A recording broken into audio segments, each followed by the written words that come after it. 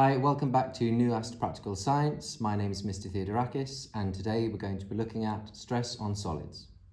Okay, so over the past few weeks you've been looking at pressure in solids, liquids and gases. So today we're looking at stress in solids, and you can think of stress as the pressure in a solid. Okay, in this practical we're going to be looking at the stress in my solid in the tray. So here I have a green tray full of sand, and that's going to be our solid that we're looking at the pressure in. And to apply the stress to our sand, we've got two different types of shoes here. So we've got a big boot, and then we have a high-heeled shoe.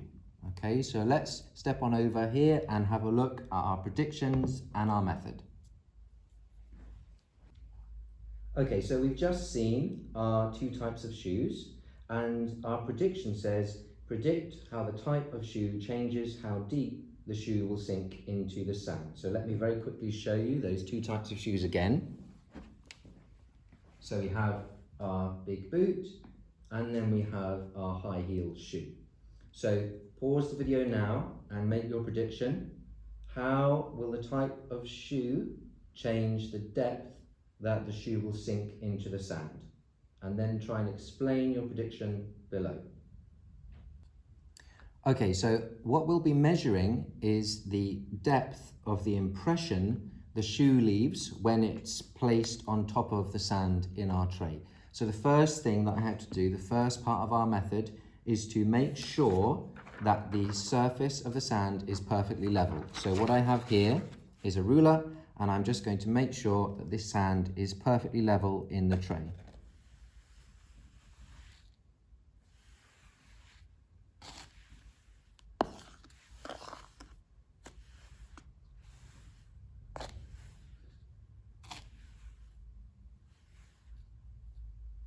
Okay, so the next step in our method is actually to calculate the area of the bottom of the shoe that's in contact with the sand.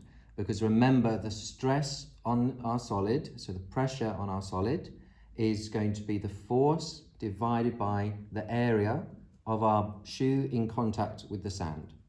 So here, it's really going to be difficult to measure the area of the bottom of this shoe because it's an irregular shape. So what we're going to do is approximate it. So we're going to assume that it's a rectangle, which it very clearly isn't. So we're going to introduce some error by doing this, okay?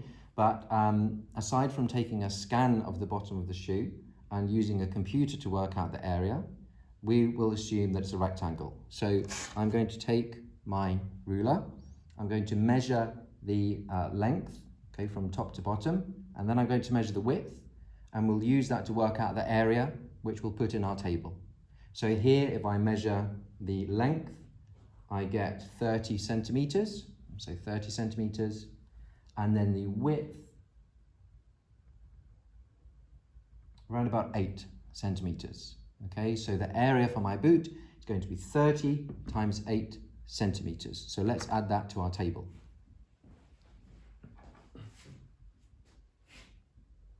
Okay, so this is for the boot, and we said that it was 30 times by 8 centimeters. So if I do that really quickly, that's going to be 240 centimeters squared for the area on the bottom of my boot. So let's go and do the same for the high heel shoe. Okay, working out the area of the high heel shoe is going to be a bit more complicated. So I measured this earlier, and I know that the area for that bit at the bottom, this high heel part, that's 1 centimeter squared. So I'm going to add that to the area that I'm going to measure now for this top part of my high heel. So again, we're assuming it's rectangular. So I'm going to measure from top to bottom, it's 12, and then across, so 12 by 9 centimeters. So again, we're going to go over to our results table and work out the area. So this is for the high heel. And we said it's 12 by 9. So 12 by 9 gives us 108. And I said we want to add 1 centimeter squared for the heel. So in total, we get 109 centimeters squared for the area of our high heel. Okay, so now what we want to do is consider the force from our shoe and then work out the stress from our shoe. So before we do the next step, let's just consider our variables. So we're changing the type of shoe, so that's our independent variable, okay? And we are measuring the depth that our impression is in the sand, okay? So that's our dependent variable. Everything else we want to keep the same, okay? So we're changing the surface area at the bottom from each type of shoe. So we really want these shoes to have the same weight, okay? To be exerting the same force on the top of this sand. And to do that, I'm going to add some masses into the shoes, okay? So they're roughly the same weight. So I'm going to put this mass hanger into the high heel, and this mass I'm going to tuck into the boot, and then we are going to measure the masses on a mass balance, and hopefully they will be similar. So let's try that now. So I'm going to turn my mass balance on. I'm going to tar it so that it's at 0. Okay, and now I can measure the mass of the high heel to start with. I'm going to have to position this carefully.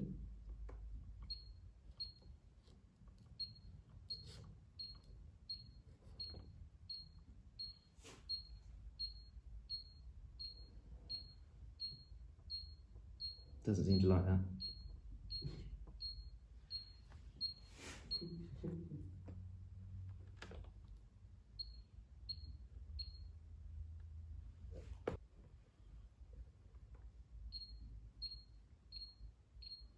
Okay, so here we have 1.5 kilograms for the high heel shoe.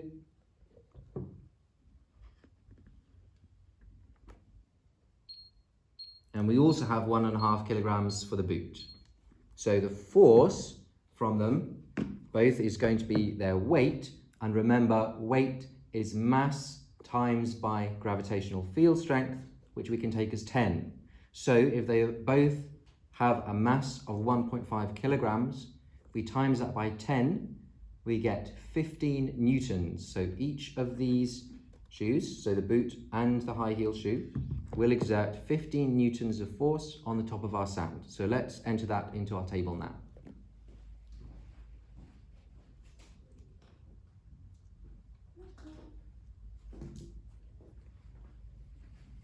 Okay, before we go any further, why don't you have a go at calculating the stress here, which is the force divided by the area in centimeters squared. Okay, so pause the video and calculate the stress for me, which is the force divided by the total area. Okay, so I'm going to put in my values. So we had a force of 15 for the boot, and we want to divide that by our area of 240.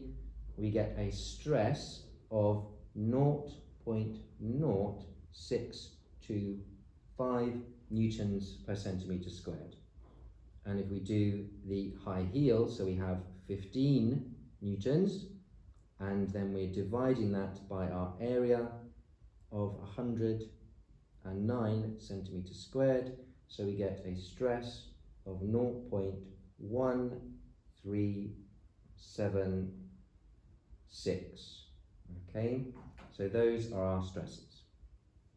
So now we're going to place the boot and the high heel on the sand, and we're going to look at the depth of the indentation when we remove the shoe.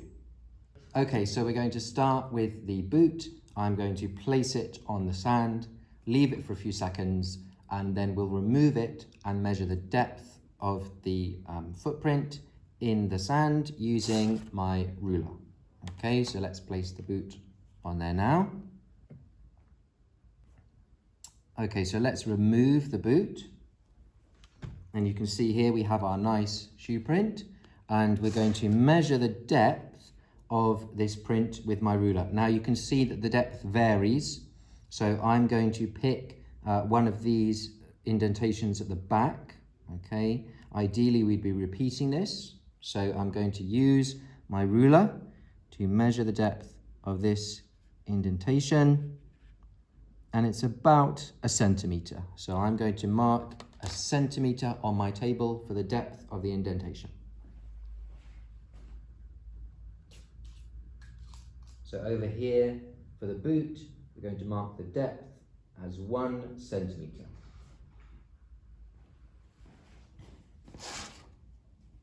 Okay, so now I have to level out my sand again, so let me go ahead and do that.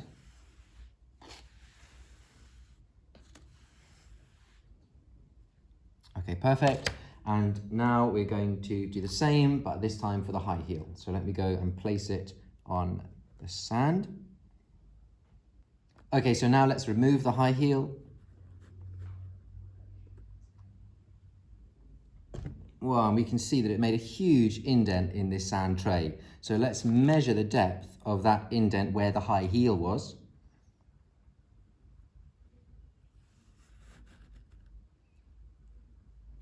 So here, this is 2 centimetres, so double what we had before. So let's enter that into our table.